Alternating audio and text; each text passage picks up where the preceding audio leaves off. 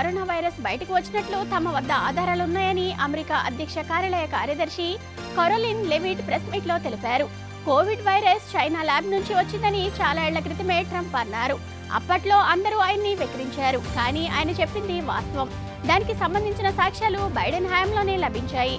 గత సర్కార్ ఎందుకో వాటిని బయటపెట్టలేదు అని పేర్కొన్నారు. పెన్సిల్వేనియా రాష్ట్రంలోని ఫిలడెల్ఫియాలో చిన్న విమానం టేకాఫ్ అయిన కొద్దిసేపటికి ఇళ్లపై కుప్పకూలింది. దీంతో ఒక్కసారిగా భారీ పేలుడు సంభవించింది. ఈ ఘటనలో 6 మరణించారు. అందులో 2 పైలట్లు, 2 డాక్టర్లు, ఓ పేషెంట్ ఉన్నారు. పేలుడు దాటికి పలు ఇళ్లు ధ్వంసమయ్యాయి. మృతుల సంఖ్య పెరిగే అవకాశం ఉంది. కుంభమేళాకు వెళ్లే భక్తులకు సగం ధరకే విమాన ప్రయాణం చేయొచ్చునని కేంద్ర మంత్రి రామ్మోహన్ నాయుడు తెలిపారు.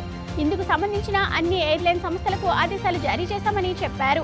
కాగా కుంభమేళా సందర్భంగా ప్రయాగ్రాజ్ వెళ్లే అన్ని విమాన సంస్థలు భారీగా టికెట్ల రేట్లు పెంచాయి. దీనిపై కేంద్రానికి వినతులు వెల్లువెత్తడంతో 50% ధరలు తగ్గింపు నిర్ణయం తీసుకుంది. 2019లో ఆర్థిక మంత్రిగా బాధ్యతలు స్వీకరించిన నిర్మలా సీతారామన్ నేడు 8వసారి బడ్జెట్ ప్రవేశపెట్టారు. దీంతో వరుసగా అత్యధిక సార్లు బడ్జెట్ ప్రవేశపెట్టిన ఆర్థిక మంత్రిగా చరిత్రకెక్కారు. ఇక మొత్తంగా 10 సార్లు బడ్జెట్ ప్రవేశపెట్టిన రికార్డ్ మాజీ పీఎం మొరార్జీ దేశాయ్ పేరిట ఉంది. ప్రస్తుత కేంద్ర సర్కార్కు ఇంకో 4 ఏళ్లు గడువు ఉండటంతో ఆ రికార్డును నిర్మలా దాటేందుకు మున్ముందు అవకాశం ఉంది. బీజేపీ మద్దతుదారులంతా అసెంబ్లీ ఎన్నికలలో ఆప్కు ఓటేయాలని కోరుతూ అరవింద్ కేజ్రీవాల్ ఓ వీడియో రిలీజ్ చేశారు. బీజేపీ ప్రభుత్వం వస్తే ఉచిత విద్యుత్, ఉచిత నీరు, మహిళలకు ఉచిత వైద్యం, మెరుగైన విద్య ఆగిపోతాయి. దీంతో మీకు 25,000 రూపాయలు ఖర్చు వస్తుంది. మరి మీ దగ్గర అన్ని డబ్బులు ఉన్నాయా? మీరు ఆ పార్టీని వేడకపోయినా సరే ఓటు మాత్రం మాకే వేయండి. ఓసారి మీ ఫ్యామిలీ గురించి ఆలోచించండి అని విజ్ఞప్తి చేశారు. తెలంగాణ అంగన్వాడీలలో ఆయాలు టీచర్లుగా ప్రమోట్ అయ్యేందుకు ఇంటర్ విద్య తప్పనిసరి అన్న నిబంధనను రాష్ట్ర ప్రభుత్వం సడలించింది. 2022 ఆగస్టు 1కి ముందు ఆయాలుగా నియమితులైన వారు 10th అర్హతతో టీచర్లుగా ప్రమోట్ అయ్యేందుకు అవకాశం కల్పిస్తూ ఉత్తర్వులు ఇచ్చింది. దీనిపై ఆయాలు ఆనందం వ్యక్తం చేస్తున్నారు. 10 ఏళ్ల సర్వీస్తో పాటు 45 ఏళ్లలోపు వయసున్న వారికి ఇది వర్తించనుంది.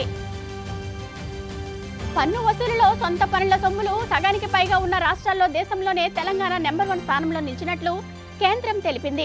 రాష్ట్రంలో సొంత పన్ను వసూళ్లు 88%గా ఉన్నట్లు వెల్లడించింది. అలాగే జల్ జీవన్ మిషన్ ను 100% అమలు చేస్తున్న 8 రాష్ట్రాల్లో తెలంగాణ కూడా ఉన్నట్లు తెలిపింది.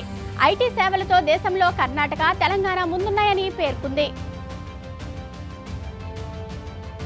ఆయిల్ మార్కెటింగ్ కంపెనీలు 19 కేజీల కమర్షియల్ గ్యాస్ సిలిండర్ పై 7 రూపాయలు తగ్గించాయి.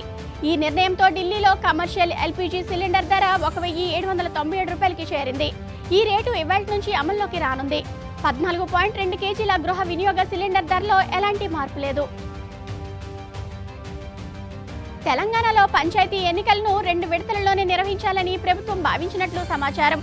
3 విడతలలో నిర్వహిస్తే సిబ్బంది కొరత ఉండదని అధికారులు చెబుతుండగా, అలా చేస్తే సమయం వృధా అవుతుందని సర్కారు యోచిస్తున్నట్లు తెలుస్తోంది. అవసరమైతే ఇతర శాఖల సిబ్బందిని ఉపయోగించుకోవాలని అనుకుంటున్నట్లు సమాచారం. పిల్లలపై వీధి కుక్కలు దాడి చేస్తున్న ఘటనలు ఇటీవల తరచూ జరుగుతున్నాయి. హైదరాబాద్ రాజేంద్ర నగర్లోని గోల్డెన్ హైట్స్ కాలనీలో ఓ 4 ఏళ్ల చిన్నారిపై 2 కుక్కలు దాడి చేశాయి. ఓ కుక్క ఆమె కాలును నోట కరుచుకొని ఈడ్చుకెళ్లింది. చిన్నారి తల్లి వెంటనే పరిగెత్తుకు రావడంతో కుక్కలు ఆమెను విడిచిపెట్టాయి. చిన్నారి కాలు, నడుము, తొడ భాగాల్లో తీవ్ర గాయాలయ్యాయి. తెలంగాణలో గత నెల 20న ప్రారంభించిన 4 పథకాలను గ్రామాల వారీగా అమలు చేసేందుకు ప్రభుత్వం కసరత్తు చేస్తోంది. ఈ నెల 3 నుంచి లబ్ధిదారుల ఖాతాలో డబ్బులు జమ చేయనుంది. ఇప్పటికే 563 గ్రామాల్లో స్కీమ్ ప్రారంభించింది. మిగిలిన గ్రామాల్లో రోజు విడిచి రోజు 40 రోజుల్లో పూర్తి చేయనున్నట్లు తెలుస్తుంది. ఎస్సీ ఎస్టీ అట్రాసిటీ కేసు నేర నిరూపణ జరగాలంటే బహిరంగంగా దూషించినట్లు నిరూపించాల్సి ఉంటుందని సుప్రీంకోర్టు స్పష్టం చేసింది. ఒక కేసుకు సంబంధించి 4 గోళ్ల మధ్య జరిగిందని ఎస్ఐఆర్ నమోదు చేయడంపై కోర్టు విచారించింది. అందరూ చూస్తుండగా ఘటన జరగలేదంటూ కోర్టు కొట్టివేసింది. సోనియా గాంధీ రాష్ట్రపతిని అవమానించారని బీజేపీ విమర్శలపై మంత్రి సీతక్క ఘాటుగా స్పందించారు. అసలు సమస్యలను దారి మళ్లించడం, కృత్రిమ వివాదాలను సృష్టించడమే బీజేపీ అజెండా. నిరుద్యోగం, ఆర్థిక సంక్షోభం, ప్రజా సమస్యల్ని పట్టించుకోకుండా సోనియా వ్యాఖ్యలను వక్రీకరిస్తున్నారు. ఆంధ్రప్రదేశ్లో నేటి నుంచి కొత్త రిజిస్ట్రేషన్ ఛార్జీలు అమల్లోకి రానున్నాయి. దీంతో కొత్త ఛార్జీలు తప్పించుకునేందుకు నిన్న రాష్ట్ర వ్యాప్తంగా 14,250 రిజిస్ట్రేషన్లు పూర్తయ్యాయి. రోజుకు 70 నుంచి 80 రిజిస్ట్రేషన్లు జరిగే కార్యాలయాల్లో దాదాపు 170 వరకు జరిగాయి. అత్యధికంగా గుంటూరు జిల్లాలో 1184 రిజిస్ట్రేషన్లు నమోదయ్యాయి. నిన్న ఒక్కరోజే రిజిస్ట్రేషన్ల ద్వారా సర్కార్కు ఏకంగా 107 కోట్ల రూపాయల ఆదాయం వచ్చింది. ఆంధ్రప్రదేశ్లో వచ్చే జూన్లో 3 పథకాలు అమలు చేస్తామని మంత్రి అచ్చెన్నాయుడు తెలిపారు. ఆర్థిక ఇబ్బందులు ఉన్నా సూపర్ 6 అమలు చేసి తీర్తామన్నారు. తల్లికి వందనం కింద 15,000 రూపాయలు, అన్నదాత సుఖీభవ కింద 20,000 రూపాయలు, మత్స్యకారుల భరోసా కింద 20,000 రూపాయలు ఆర్థిక సాయం చేస్తాం. ఇప్పటి వరకు 60% హామీలు నెరవేర్చాం. 7 నెలల్లోనే ఎవరు ఊహించని పథకాలు అందించాం. మిగతా హామీలు కూడా నెరవేరుస్తామని ఆయన పేర్కొన్నారు.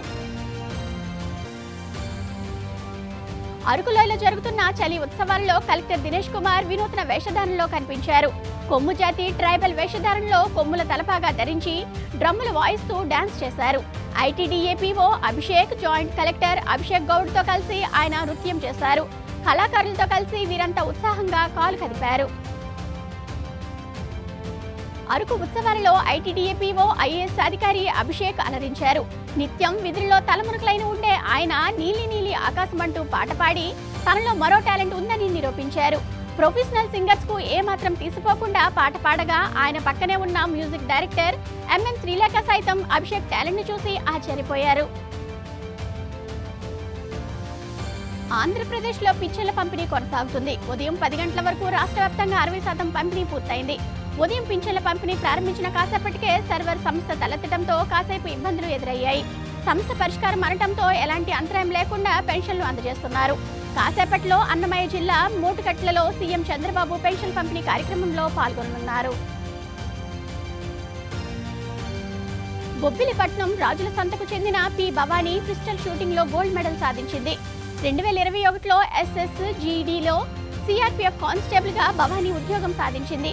పిస్టల్ షూటింగ్ లో ప్రతిభ కనబర్చడంతో సెంట్రల్ షూటింగ్ టీమ్ కు తీసుకున్నట్లు ఆమె తెలిపింది. హర్యానాలో జరిగిన 10 మీటర్ల షూటింగ్ లో బ్రాంజ్, గోల్డ్ మెడల్ సాధించినట్లు ఆమె బొబ్బిలిలో శుక్రవారం చెప్పింది.